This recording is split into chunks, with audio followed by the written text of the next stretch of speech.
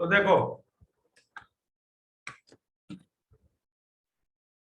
All radio activity follow first order kinetics. मतलब first order kinetics हम लोग reactions के लिए क्या लिखते थे?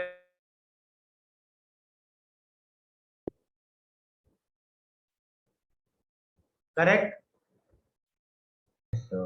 हाँ सर। तो लिखते थे ना। और यहाँ पे स्क्वायर ब्रैकेट ए क्या था? concentration of active mass of A at time t. ए, ये रिएक्टेंट है, उस हाँ रिएक्टेंट का active mass. Correct? yes sir.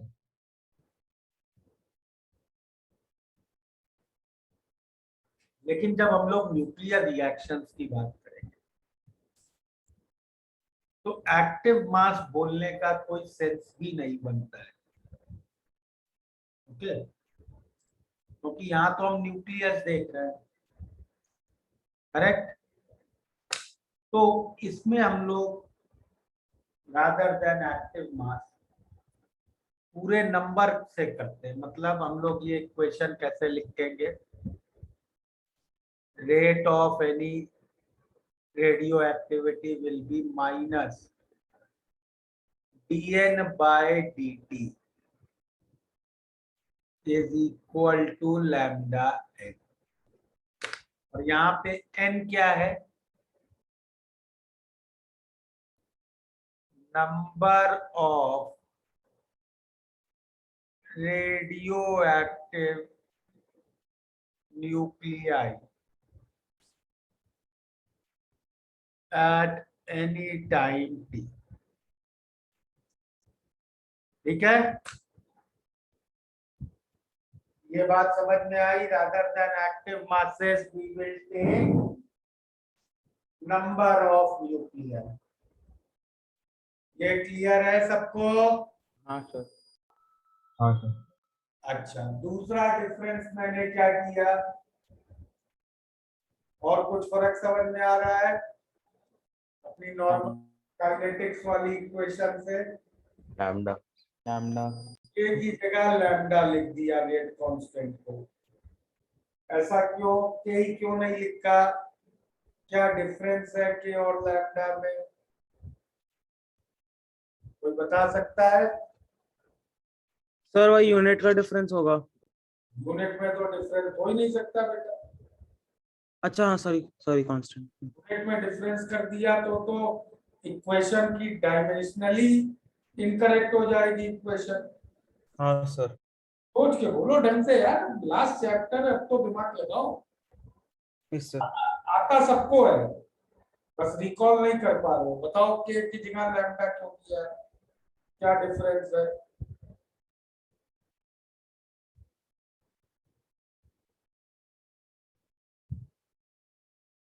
Last class में ये आया है।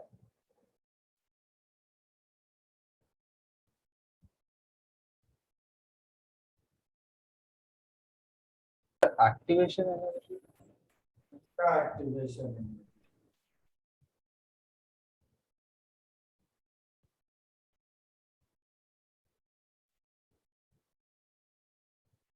N/P रेशियो होगा क्या?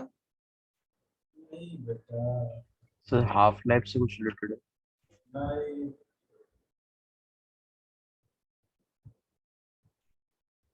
तो फिर नहीं याद आ रहा है। लास्ट क्लास में न्यूक्लियर रिएक्शन के कुछ पॉइंट्स लिखाए थे। हाँ सर। हाँ और जरा उनको और फिर से आंसर देने की मुझे कोशिश करो।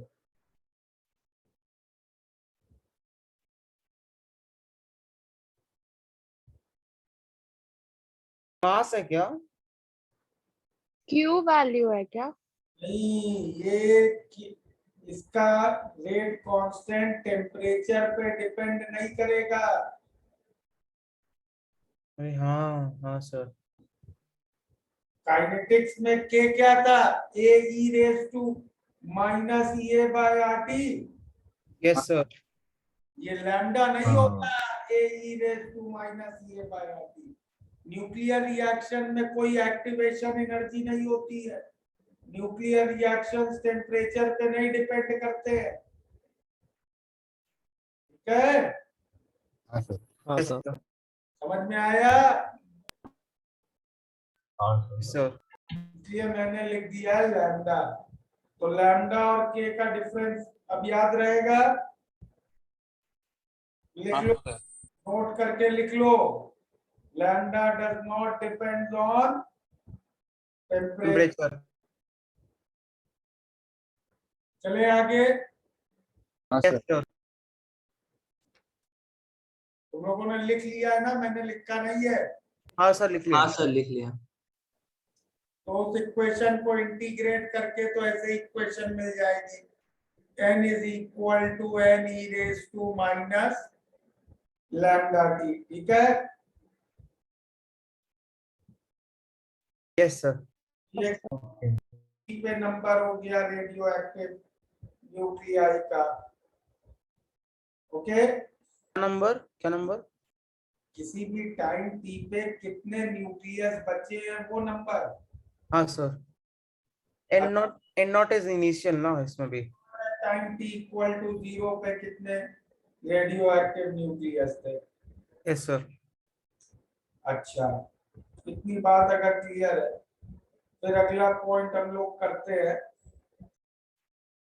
कि जो रेट होता है ना किसी भी रेडियो एक्टिविटी का, dN/dt,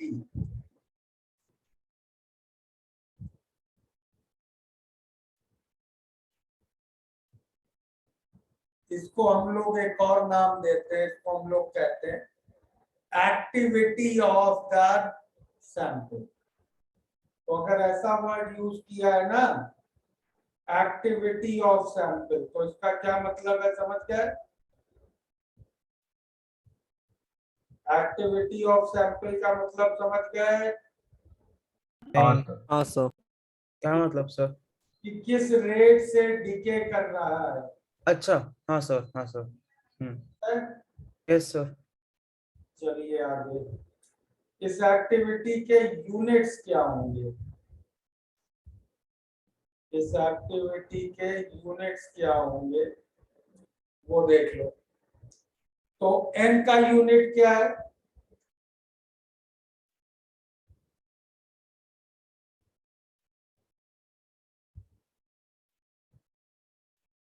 एन तो नंबर है। हाँ एन तो नंबर है। और t का यूनिट सेकंड। सेकंड। तो SI यूनिट होता है इसका डिसइंटीग्रेशन पर सेकेंड। कितने न्यूक्लियाई पर सेकेंड डिसइंटीग्रेट कर रहे हैं। ठीक है, यस सर। ये होता है SI यूनिट, जिसको हम लोग और क्या कहते हैं? डिसइंटीग्रेशन पर सेकंड। और दूसरा नाम है बिक्वेरल।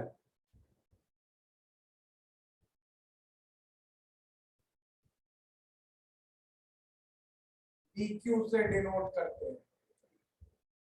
ये SI यूनिट है। ठीक है,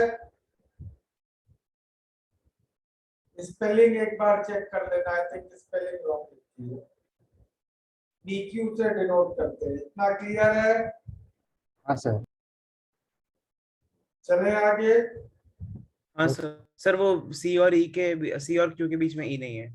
हाँ ठीक है, चेक कर लेना, वही मैंने कहा।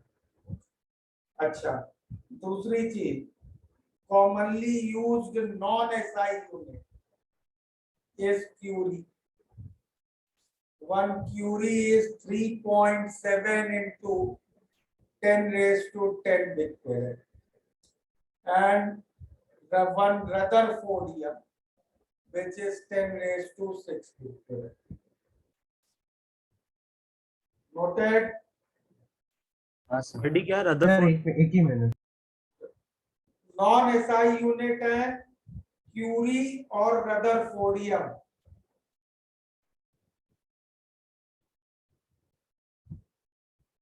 हाँ सर हो गया। हो गया?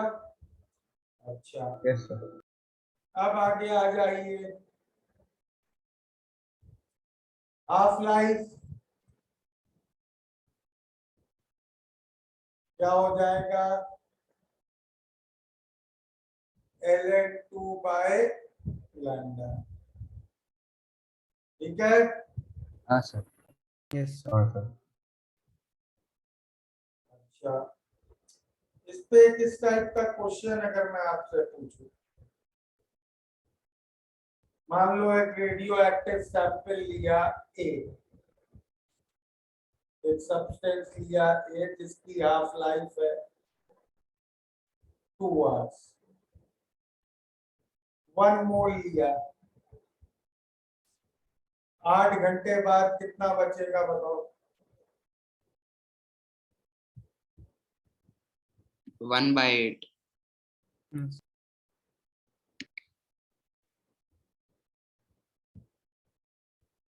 पक्का सही है ये? 1/16। 1/16 1/16। हाँ सर। 1/16। तो 1/16 होगा।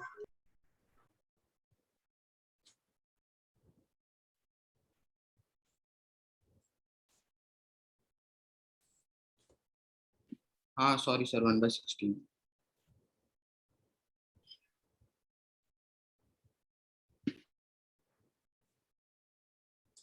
आप बताओ। 16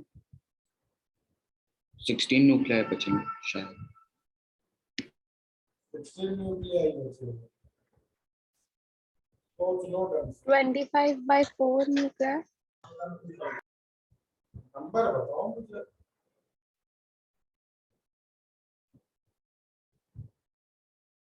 6.75। 6 डेसिमल में नहीं हो सकता ना? 3.25 नहीं लिख, हाँ डेसिमल में डेसिमल में न्यूक्लियर नहीं होता। 6 होगा। तो 6।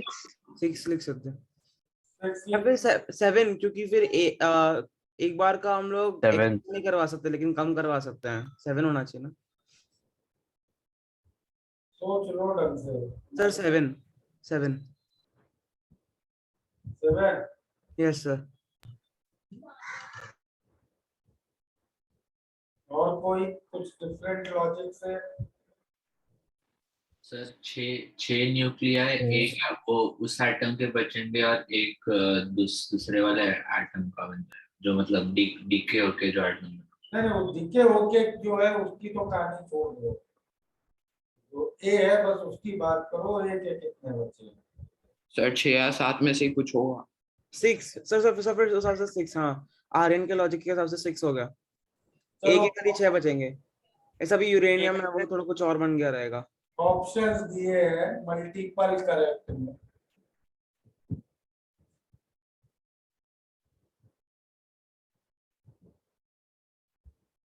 सर ए। क्या आंसर दोगे? मल्टीपल करेक्ट है ए सर। ए। तो ए बी। ए भी हो सकता है। A B sir A B. भाई इसके आंसर होंगे A B C D. Yes, A B C D. अब यही तो बात ध्यान से अपने को समझनी है। सुनना, रेडियो एक्टिविटी किसी मैकेनिज्म को फॉलो नहीं करती है, कोई एक्टिवेशन, कोई मैकेनिज्म एक्सेट्रा नहीं है। ठीक है, ओके। इसका क्या मतलब है कि एक न्यूक्लियस का जो डिसइंटीग्रेशन है, that is a completely random event. Just 1 minute, give me 1 minute.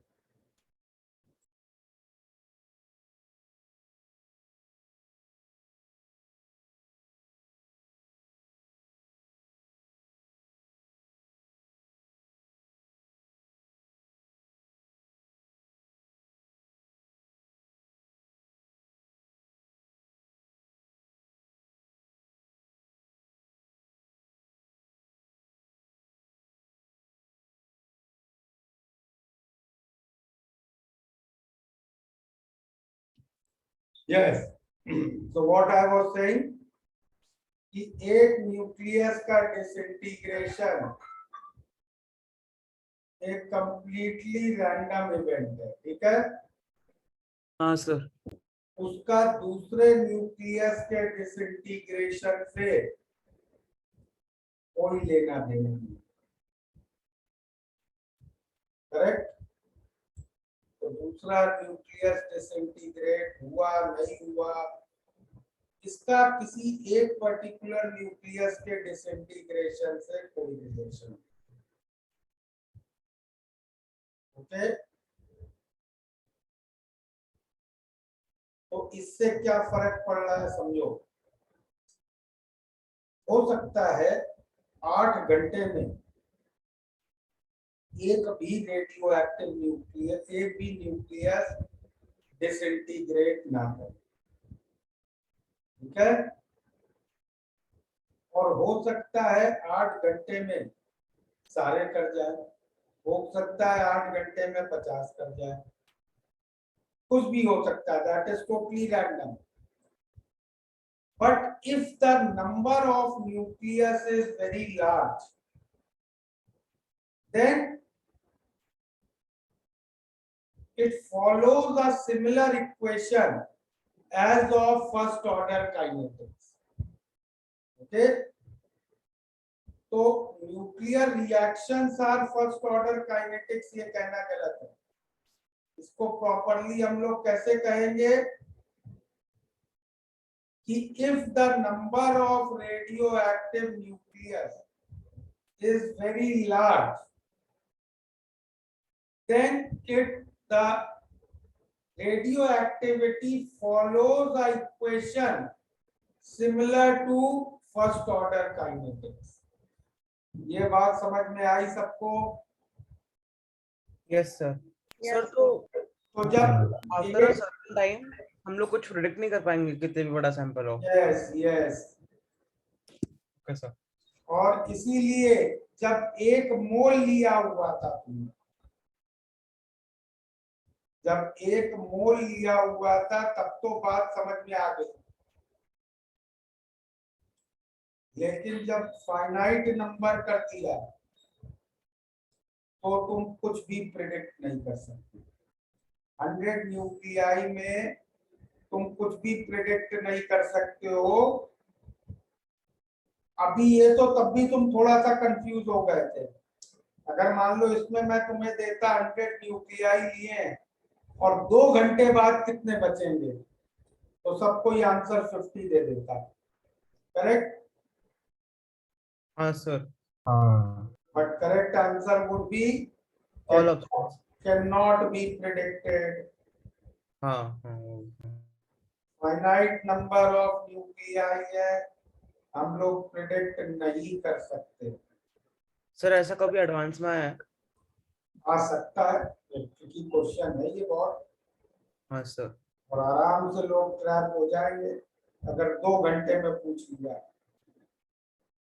8 घंटे में ऐसे पूछा तो लोग सोचेंगे कि यार ये फ्रैक्शन में तो आंसर नहीं देना है, कुछ ट्रैप होगा।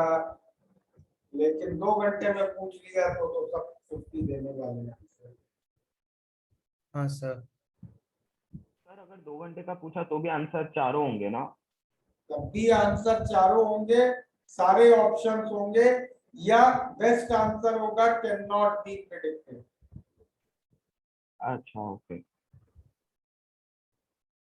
सर अगर हर न्यूक्लियाई का रेडियोएक्टिविटी पूरा रैंडम है, then how is it first order kinetics for a large sample? वो अब यार एक ये ऑब्जर्वेशन है कि उसी तरह की इक्वेशन फॉलो हो रही है, ओके। सर लेकिन अगर हम लोग 2 सैंपल ले तो ऐसा चांस नहीं होगा कि दोनों में अलग ओवरऑल इफेक्ट होगा? ये अब इसको कहते हैं प्रोबेबिलिटी या स्टैटिस्टिक्स, करेक्ट। तो 2000 सैंपल लेके लोगों ने किया है और यही नंबर्स मैच हो रहे हैं। Alright sir. हाँ। तो स्टैटिस्टिक्स वहीं पे ला रहा है इसको, तो अब उससे हम लोग डिबेट नहीं कर सकते। अब वो तो मिल रहा है एक ऑब्जर्वेशन, तो हमें उसको मानना ही पड़ेगा। Okay sir. ओके हमारे हाथ में कंडीशंस चेंज करना भी नहीं है ना, बाई चांस अगर मेरे को चाहिए कि मैं डिसइंटीग्रेट कर रहा हूँ, तो फिर भी मैं, अगर मेरे पास स्मॉल सैंपल है तो मैं कुछ करवा नहीं सकता उसको, अगर होगा तो होगा, नहीं होगा तो नहीं होगा। ये जब रेडियो एक्टिविटी किसी मैकेनिज्म को फॉलो ही नहीं करती है, किसी एक्सटर्नल फैक्टर पे डिपेंड ही नहीं करती है, तो तुम्हारे हाथ में कुछ नहीं है। रेडियो एक्टिविटी को एक्सटर्नल फैक्टर से बदल ही नहीं सकते हो, तुम जो बदलोगे वो एक्सटर्नल फैक्टर है।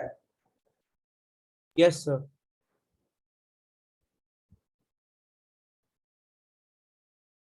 Sir but we can start a reaction ना, ऐसा दूसरा एटम उसमें फेंक के या फिर सम न्यूट्रॉन फेंक के। तो तुम काइनेटिक एनर्जी दे सकते हो, काइनेटिक एनर्जी दे सकते हो एक न्यूक्लियर रिएक्शन को कराने के लिए, लेकिन न्यूक्लियर रिएक्शन के रेट को तुम कंट्रोल नहीं कर पाओगे। हाँ सर, हाँ sir, okay sir, yes sir, understood. Sir आप कोई ऐसे नोट लिखवा दो ना इस चीज के लिए। यही नोट है, लिख लो कि radioactivity follows equation similar to first order kinetics. इसका इतना हाँ sir. Radioactivity follows equation similar to first order kinetics if the number of radioactive nuclei is very large. If the number of radioactive nuclei is very large. ठीक है, इतना लिख लिया। Yes sir. But if the number of radioactive nuclei is finite, if the number of radioactive nuclei is finite, then we cannot predict anything. Then we cannot predict anything for rate of radioactivity.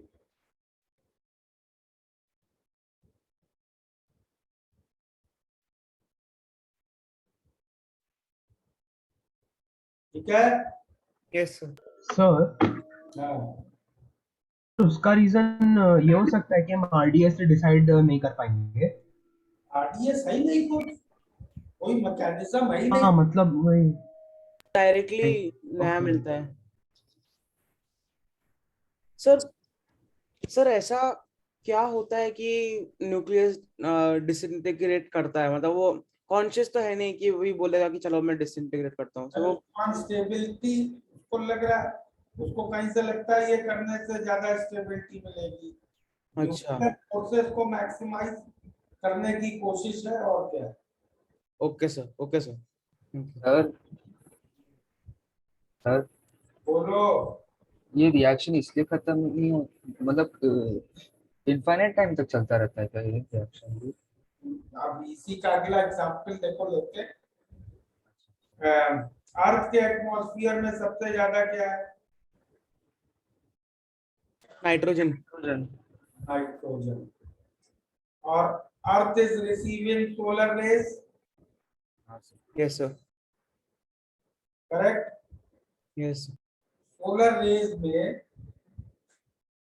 सन से neutrons भी आते हैं साथ में, ठीक है? Fast moving neutron come along with solar rays from sun to earth. Okay, ये neutron आके स्ट्राइक करते हैं किसको?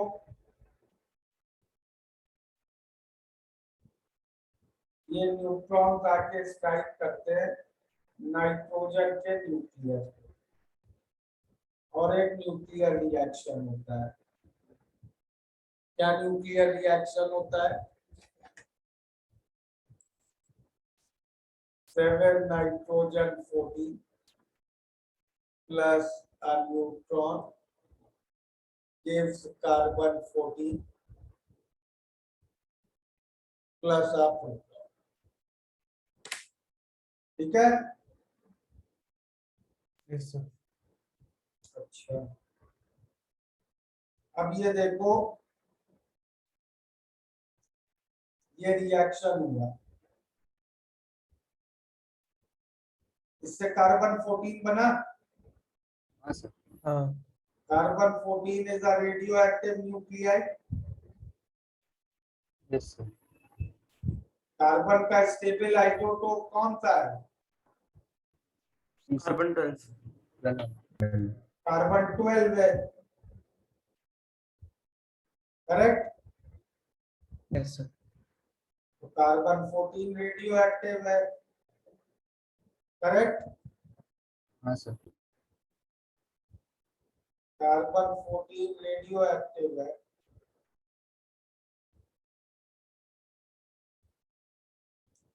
तो कार्बन 14 के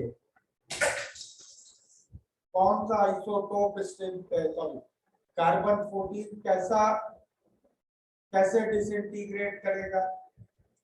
भाई स्टेबल आइसोटोप का n/p रेशियो कितना है? कार्बन 12 स्टेबल आइसोटोप है ना, हाँ उसका n/p रेशियो कितना है? 1:1। 1:1. हाँ और कार्बन 14 में n/p रेशियो कितना है? 8:6। हाँ तो स्टेबल आइसोटोप से n/p रेशियो ज्यादा है, हाँ सर। तो ये n/p रेशियो कम करना चाहेगा। Yes sir. n/p रेशियो कम करने के लिए क्या करेगा ये? Beta emission. Beta emission. तो carbon 14 is a beta emitter, तो कार्बन 14 ऐसे डिसइंटीग्रेट करता है।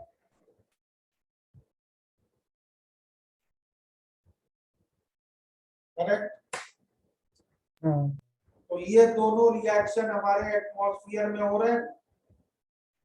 Yes sir. कब से हो रहे हैं?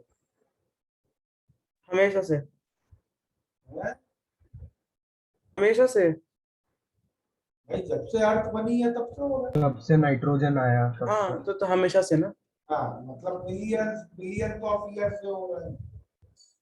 अब ये इन रिएक्शन से देखो, एक रिएक्शन से कार्बन 14 बन रहा है और एक रिएक्शन से कार्बन 14 कंज्यूम हो रहा है,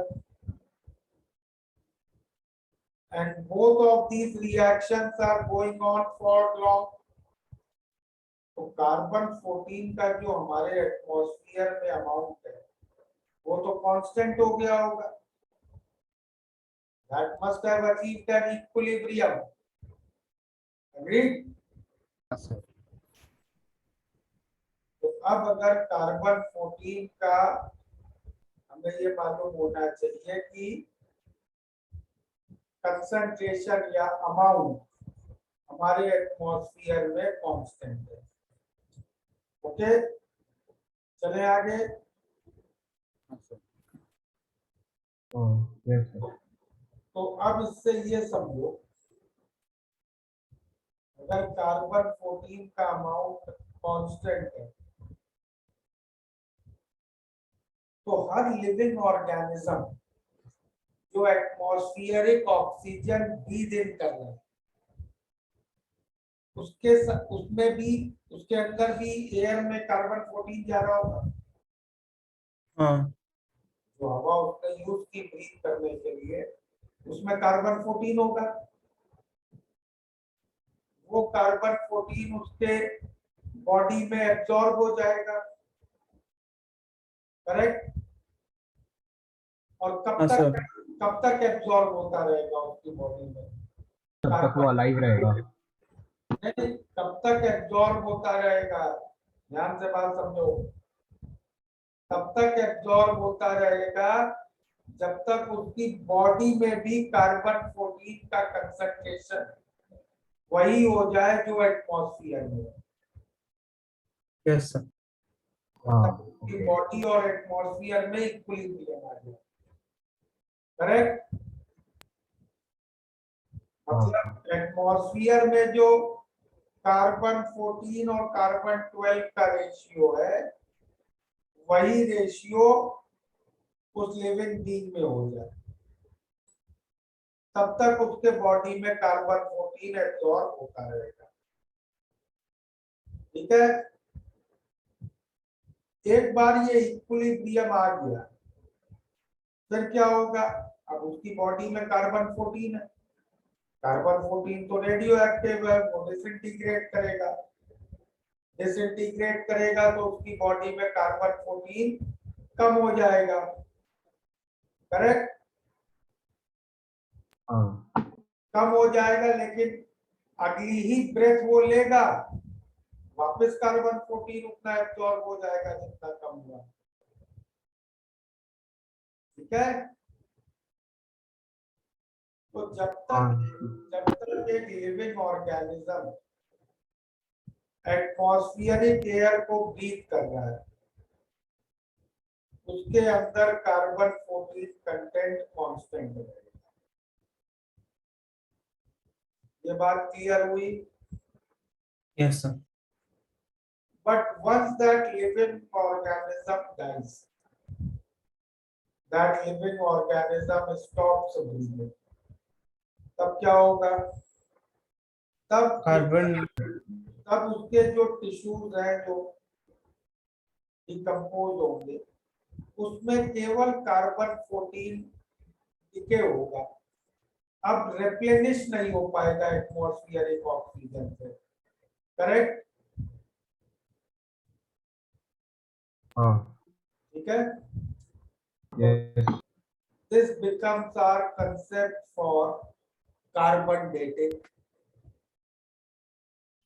Yes sir. तो क्या करते हैं हम लोग कार्बन डेटिंग में? हम लोग अगर हमें कोई फॉसिल मिला तो हम उसका एक सैंपल लेते हैं फॉसिल का, और उसकी एक्टिविटी मेजर करते हैं। एक्टिविटी मतलब समझ गए ना, कि वो किस रेट से डिसइंटीग्रेशन चल रहा है। हम फॉसिल की एक्टिविटी मेजर करते हैं, और फॉसिल की एक्टिविटी होगी कितनी? एक्टिविटी क्या है? लैम्डा है। तो फॉसिल की एक्टिविटी होगी lambda and not e raised to minus lambda t। Correct. Fossil में कार्बन 14 कंटिन्यूअसली डिके करता जा रहा है ना, तो फॉसिल में ये एक्टिविटी होगी। और अब हम लोग एक लिविंग ऑर्गेनिज्म की एक्टिविटी निकालते हैं।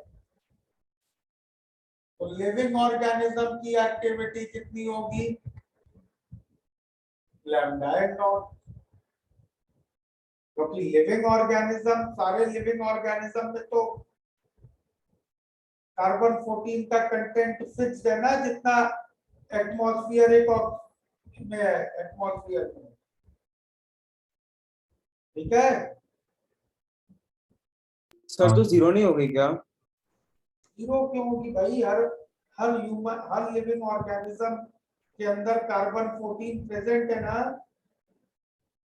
सर पर वो डिसइंटीग्रेशन की बात तो अच्छा आ रही है। Sorry sir.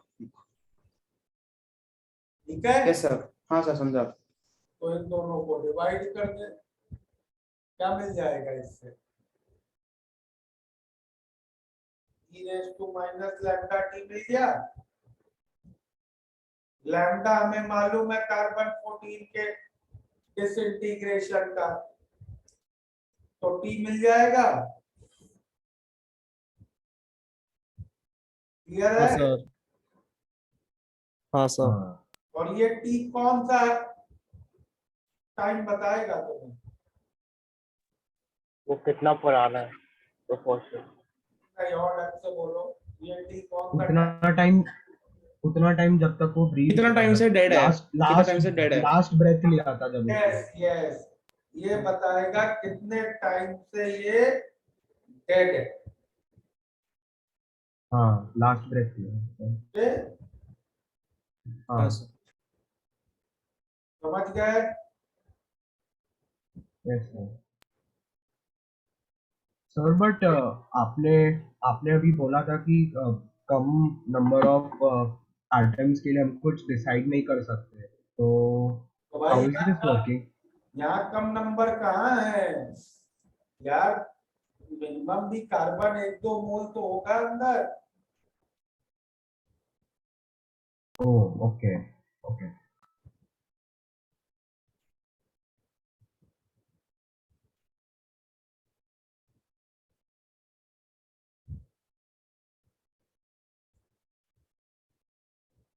Clear? Carbon dating कैसे होती है?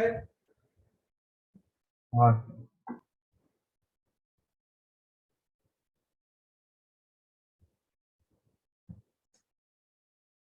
Non sir living radio activity के सिर्फ 3 यूनिट्स ही है ना? हाँ, अच्छा।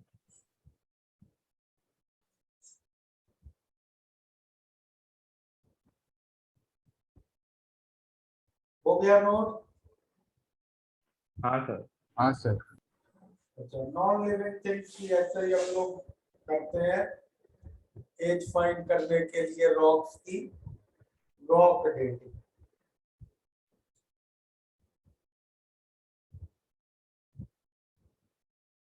रॉक डेटिंग में क्या होता है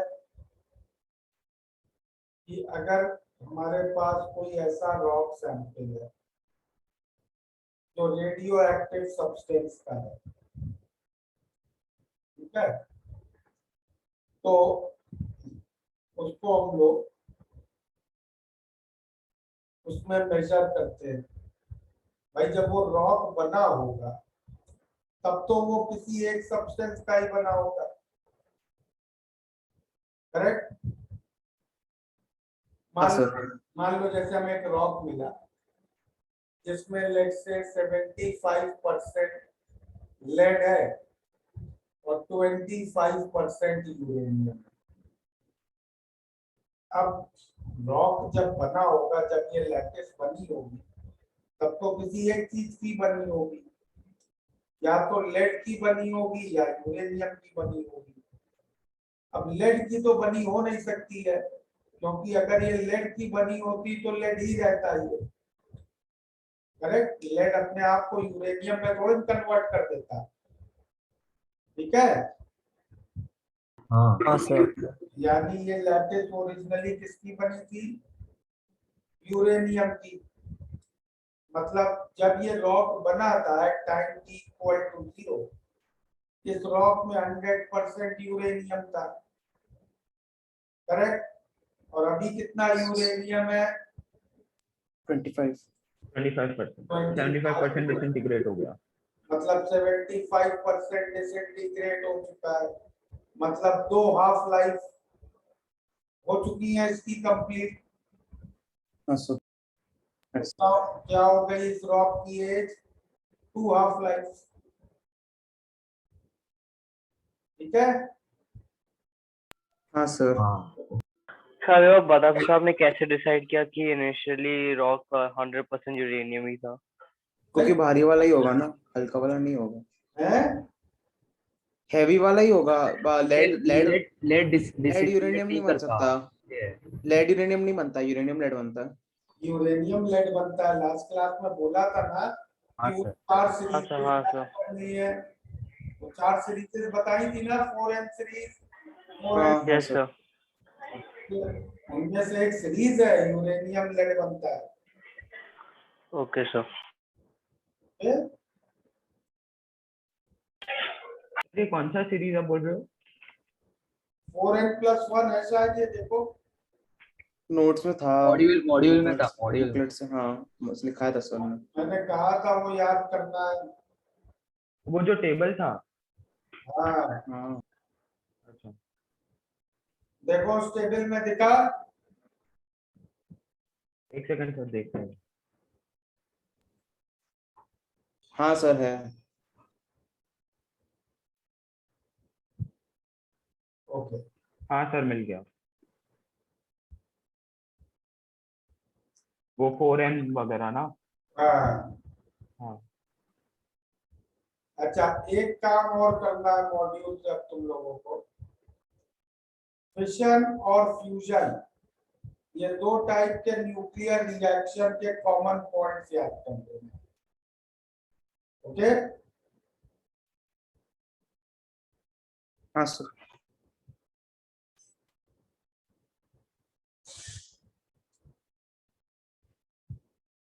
तो भाई ये भी चैप्टर हो गया कंप्लीट। अभी क्या करना है, बुकलेट करोगे न्यूक्लियर की? हाँ सर बुकलेट करते थे। हैं? Yes sir. अरे हाँ इसका सर। वेटेज काफी कम है क्या? हैं? इसका वेटेज काफी कम है क्या? हाँ, इसका कभी कभी 2-3 साल में एक क्वेश्चन आ जाता है बस। इस साल आया था। नहीं, इस साल नहीं। ओ, चलो, तो इसमें तो सिर्फ एक ऑब्जेक्टिव एक्सरसाइज है, तो ऐसा करो, ऑब्जेक्टिव एक्सरसाइज स्टार्ट करो, 1 to 30 अटेम्प्ट करो और फिर बताओ 1 to 30 में कोई डाउट है तो पूछो। सर हाँ बोलो। सर ये फिजन फिजन फ्यूजन का बता सकते हो किधर है? नहीं मिल रहा। बिल्कुल मॉड्यूल के एंड में देखो, फिशन रिएक्शन और फ्यूजन रिएक्शंस नहीं दिए हैं? हाँ सर। इधर sir age determination carbon dating के बाद आइसो बार है, वो सो आइसो आइसो के अलग अलग है वो नाम, वो फिर तो उसके बाद आइसोमर।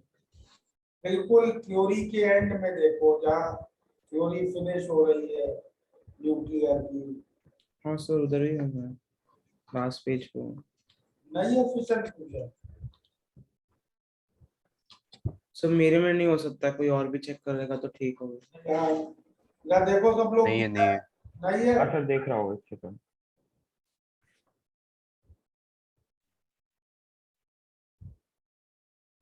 नहीं है तो फिर I will send some notes. Okay sir. Sir अभी लिखा दो ना, अभी टाइम काफी है। नहीं है, बुकलेट कर लेते हैं, बुकलेट भी फिर वरना रह जाएगी। अभी कल भी क्लास है, परसों भी है ना? नहीं सर सिर्फ कल है। परसों शायद डाउट लेक्चर है। तो डाउट है, आप क्लास है, तो इन दोनों में एटलीस्ट इसकी बुकलेट कंप्लीट कर देते हैं। नहीं सर वो फ्यूजन और फिजन नहीं है बुकलेट में, ठीक है, मेरे को भी नहीं मिल रहा। वो मैं भेज दूंगा, उसके लिए वरी मत करो। बुकलेट अच्छा सर। बुकलेट ओपन करो। सर पर आप ग्रुप में नहीं हो ना? मैं टेलीग्राम हाँ पे हो तुम लोग? हाँ हाँ टेलीग्राम पे सर। है। सर आप व्हाट्सएप ग्रुप भी ज्वाइन करना, थोड़ा कन्वीनियंट होता है। अरे अब तो सिलेबस ही खत्म हो गया, अब क्या बचा है? तो सर सर अगर उसके कुछ बाद डाउट भी तो वाउट होगा आएगा ना, तो। सिलेबस के हाँ बाद भी तो काम है ना। तुम लोग तो उस ग्रुप में ऑर्गेनिक डिस्कस कर रहे थे। सर वो एक पीडीएफ मांग लिया था क्योंकि सर ऑर्गेनिक की सेंटर वाइज ग्रुप्स है, तो उसके अंदर सब लोग के पास मैसेज पहुंचता नहीं है। वो बेचारा बोरीवली का स्टूडेंट था, उसके ग्रुप में 6-7 बच्चे हैं खाली, तो उसको पूछना पड़ा उधर। हाँ मतलब अंधेरी, बोरीवली, नेहरू सब अलग अलग ग्रुप्स है, एएमसीएच हाँ सर ने एक कॉम्बाइंड ग्रुप नहीं रखी। चलो अच्छा, अभी बुकलेट स्टार्ट करो, problem 1 to 30। Okay sir sir. आप ज्वाइन कर लेना वो ग्रुप। Please sir. हाँ हाँ ठीक है, चलो काम स्टार्ट करो।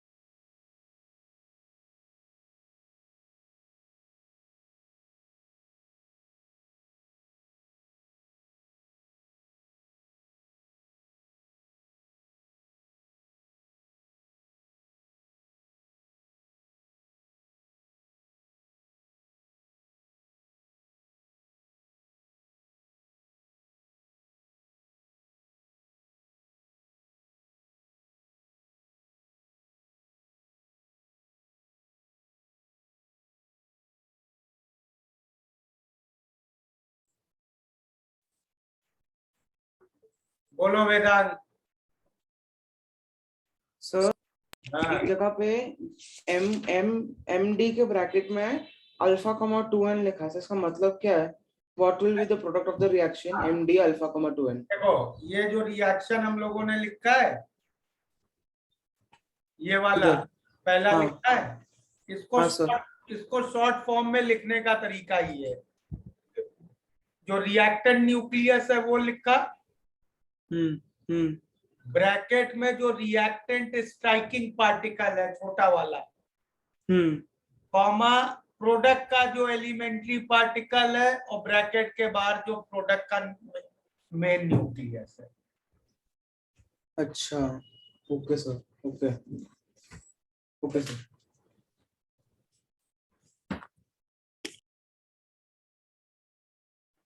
सर एक रेडियो एक्टिव सैंपल कभी भी कंप्लीटली डीके नहीं हो सकता ना फिर? नहीं,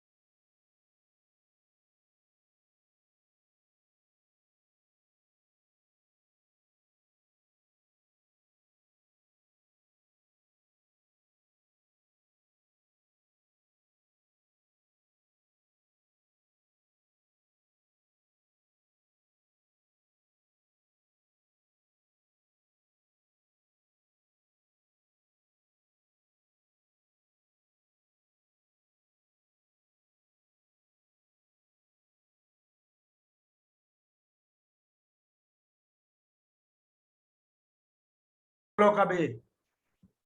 सर क्वेश्चन 22 में वो जो हाफ लाइफ पूछ रहे हैं वो reduced to a factor of आएगा ना, क्योंकि रिड्यूस्ड बाय में तो 7/8 आ रहा है answer. Reduce to a factor. हाँ हाँ ठीक है।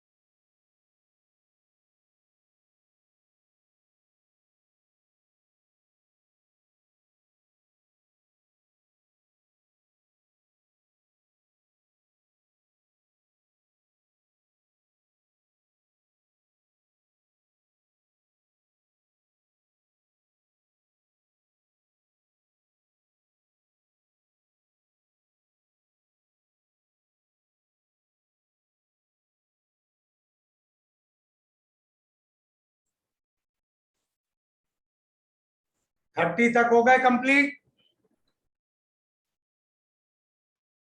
सर 2 मिनट रुको ना। अच्छा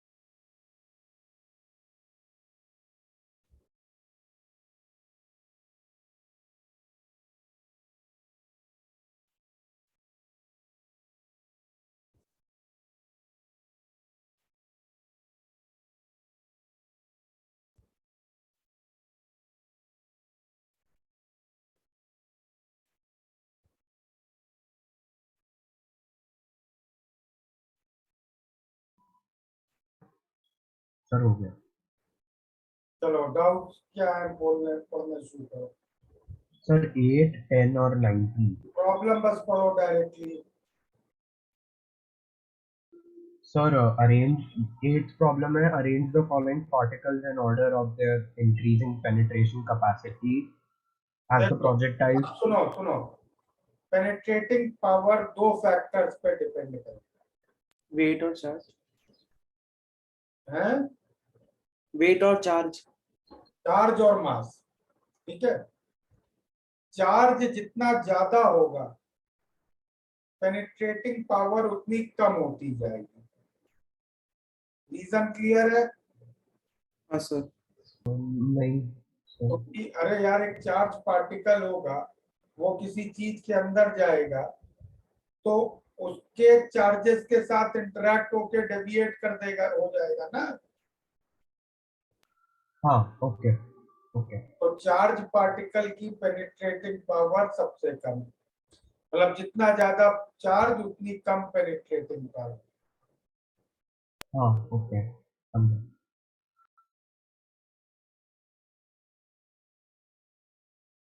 और मास मास से इनवर्सली होगा प्रोपोर्शनल, हाँ सॉरी डायरेक्टली प्रोपोर्शनल होगा।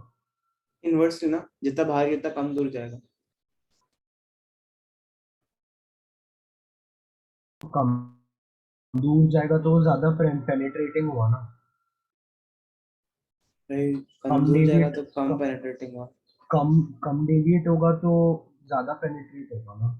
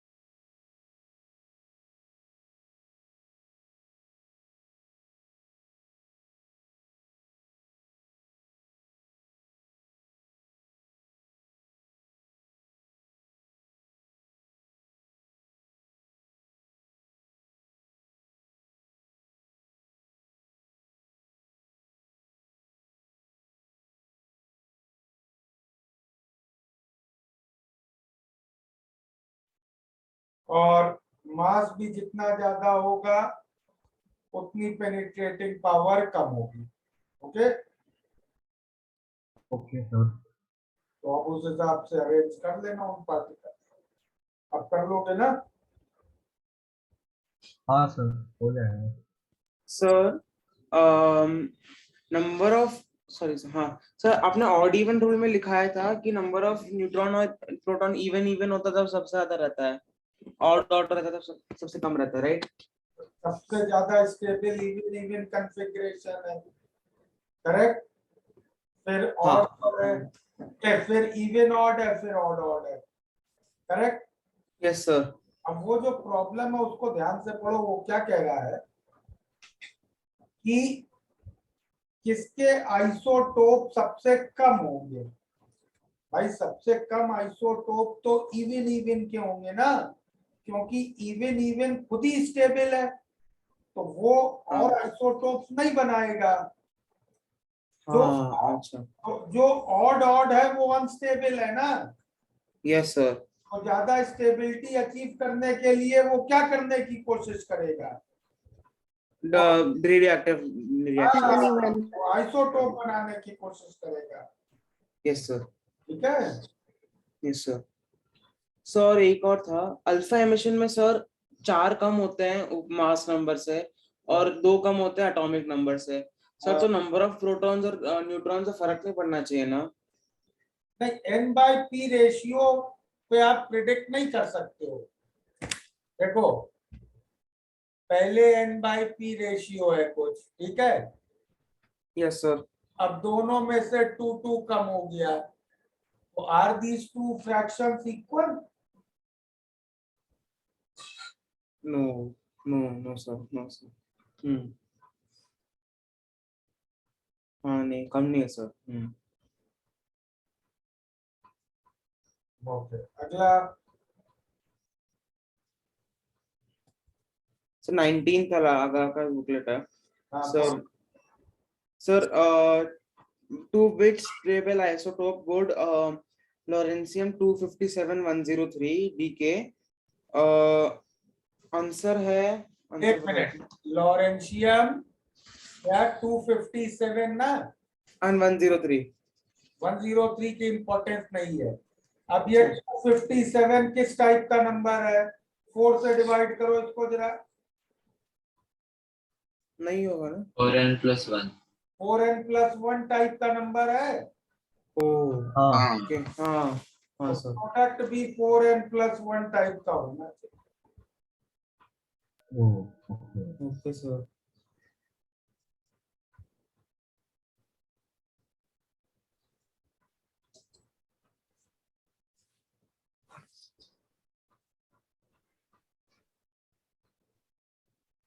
चलो अगला।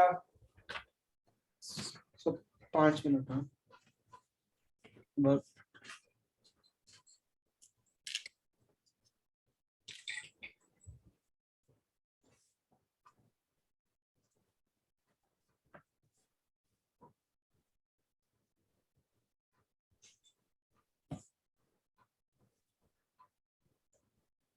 सर तो फिर क्वेश्चन था सर, N/P रेशियो में अल्फा एमिशन का कब होता है?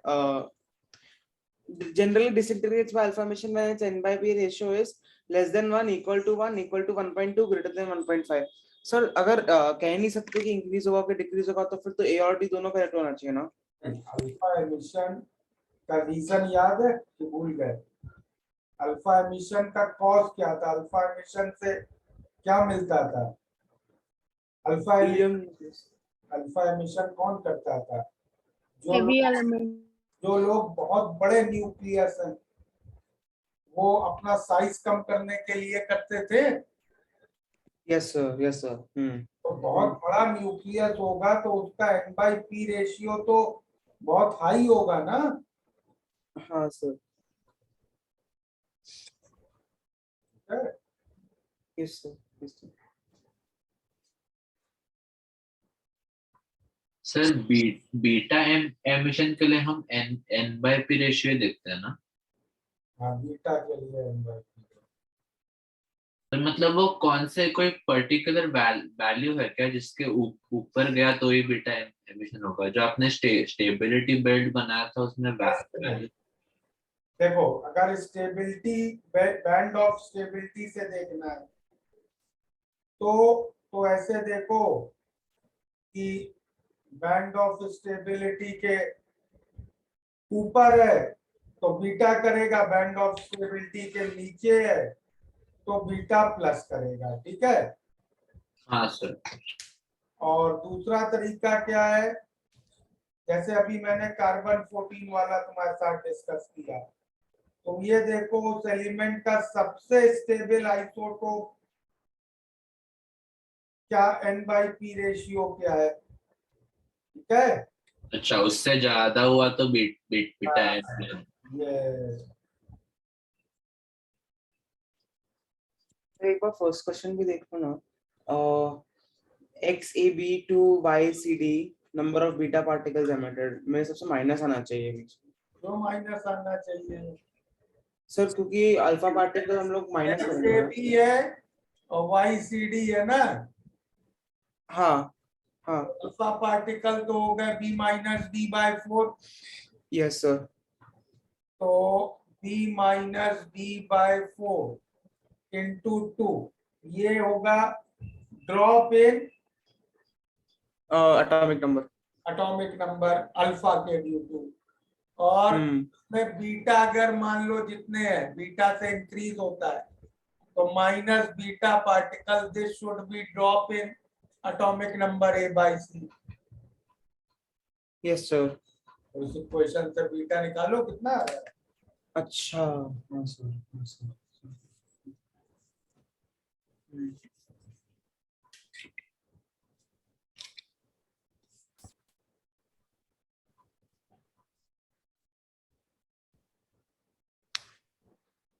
हो गया कंप्लीट। सर 2 मिनट रहो ना।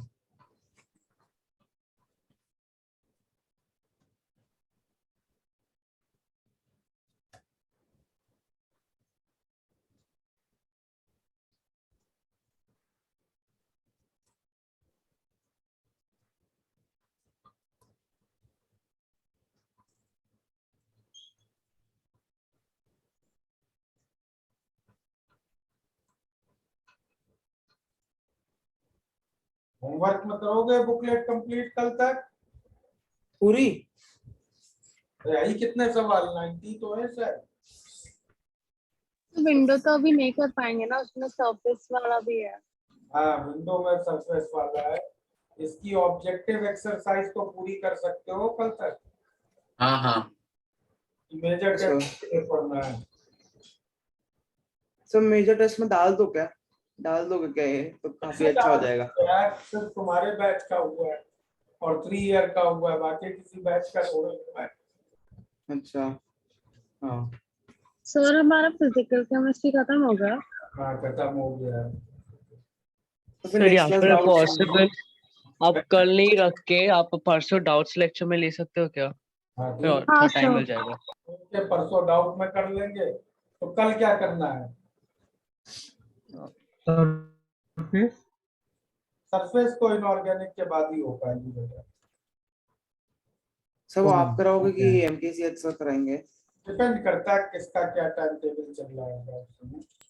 तो व्हाट वी कैन डू, कल अगर तुम लोग को पुराने कुछ सॉलिड में या उसमें डाउट पूछने हैं तो पूछ लेते। सर आप सॉलिड पे कोई ऐसे एडवांस लेवल क्वेश्चंस करा सकते हो जैसे आपने वो एक बार एक चैलेंज क्वेश्चन दिया था क्लास के एंड में सॉलिड पे ही। यही पेपर का ही कर लो जो इस साल अभी जेई एडवांस में आया है। ऐसा 2 क्वेश्चन थे सर उसमें, 2 या 1 ऐसा कुछ था नहीं। चलो देखेंगे कल कराते हैं। सर सर एक खाली इसमें डाउट है सर, जस्ट न्यूक्लियर में कर दो ना सर। 13th वाला बुकलेट है आपके पास? नहीं बुकलेट नहीं है, पढ़ लो। Sir mass of helium atom of mass number 4 is 4.0026 AMU and neutron and proton का are 1.0087 1.0078 respectively. Hence binding energy per nucleon in helium atom क्या हो गए? तो इसमें इसमें क्या दिक्कत आ रहा है? समझा नहीं। अरे यार ये तो फॉर्मूला लिखाया था 2 times mass o of proton plus 2 times mass of neutron minus mass of nucleus. ये मास डिफेक्ट होगा। हाँ सर, सर ठीक है सर, मेरे को फॉर्मूला याद नहीं था, अभी देखा मैं डेल्टा mc स्क्वायर। 1.5 by 4 जो क्या बाइंडिंग एनर्जी कर लेती है। Okay sir. चलो फिर परसों सर तक। आज आज सेकंड लेक्चर ही था ना इसका न्यूक्लियर का? हाँ हाँ ठीक है। कोई नोट्स, क्या कोई लास्ट क्लास और आज का नोट्स भेज सकते हैं क्या प्लीज? मैंने भी लिखा है लेकिन मुझे लगता है कुछ मिस हो गया मेरा। लास्ट क्लास का भेजा है, एक बार देख ले ग्रुप। इस क्लास का पीसी कर देता हूँ तो कबीर ना। हाँ हाँ चलो ठीक है, परसों तक बुकलेट कंप्लीट करना। ठीक है, ओके सर। Okay sir. चलो by everybody. Vedang, thank you sir.